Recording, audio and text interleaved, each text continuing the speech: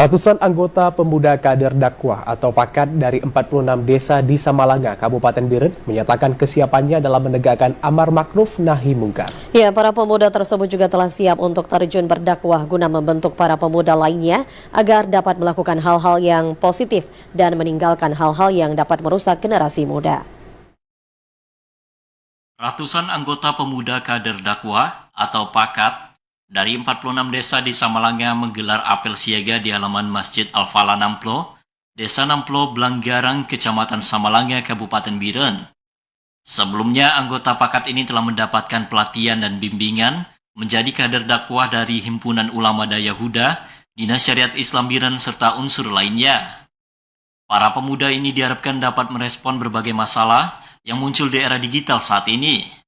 Selain itu, para pemuda ini telah siap untuk terjun berdakwah guna membentuk para pemuda lainnya agar dapat melakukan hal-hal yang positif dan meninggalkan hal-hal yang dapat merusak generasi muda seperti judi online hingga narkoba. Ketua Pakat Samalanga Tengku Martunis mengapresiasi para pemuda yang telah menyatakan komitmennya untuk menjadi kader dakwah.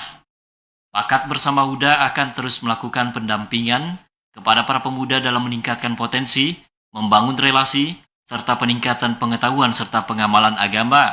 Kegiatan apel siaga ini adalah salah satu bentuk follow up kegiatan TKD-TKD yang pernah dilakukan di desa mereka masing-masing.